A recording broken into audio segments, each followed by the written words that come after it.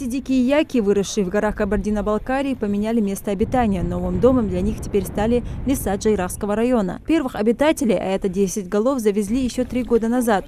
При этом животным не потребовалось создавать специальных условий. Их просто выпустили в одном из высокогорных ущелий Джайраха. На высоте нескольких тысяч метров яки прекрасно адаптируются. Почти нетронутая человеком природа – лучшее место для обитания этих животных, отмечает Азраил Цуров, который первым решился разводить яков в горах Ингушетии. Затрат на корм не требуется, яки сами могут добыть себе еду, но вниманием их обделять нельзя. За ними уход нужен, да, их надо им каждой весной им надо прививки делать.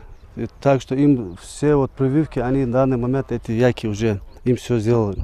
Родиной яков считается Тибет. Они были популярны у кочевников в горных районах Северной Индии, Китая, Казахстана и других стран. Теперь же стали обитателями и горной Ингушетии. Яки – те же коровы, только с длинной шерстью, выносливее и непритязательные к еде. Этот и другой крупнорогатый скот – прибыльная отрасль животноводства. Они дают молоко, мясо и шерсть. Используются в производстве одеял и теплых вещей. Здесь разводить условия у нас позволяют. А если условия позволяют, тогда надо их держать. И мясо у них очень полезное, вкусное. Я специально рогатых закупил. Они здесь же волки водятся. Именно рогатые. Они могут за себя отстоять. Природный заповедник Эрзи Джайрахского района периодически пополняется новыми обитателями, способными адаптироваться в горных районах. Рысь, выдра и серна на грани вымирания и занесены в Красную книгу Ингушетии. Сегодня эти обитатели национального заповедника под надежной защитой природоохранной службы. Постоянно за ними следим, за их поведением.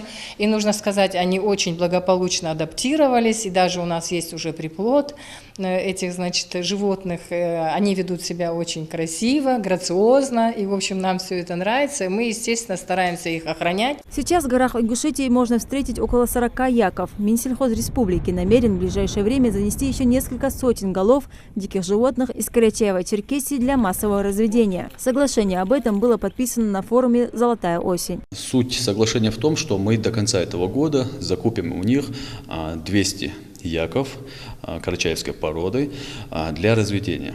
И планируем весной уже 2018 года закупить еще 300. И если идея покажется перспективной, то мы намерены увеличить поголовье этих животных до 3000. Теперь главная задача Минсельхоза Республики – определить фермера, который сможет взять на себя эту нагрузку и всерьез заняться этим вопросом. Лейла Гайсанова, Мария Мистоева, Новости 24.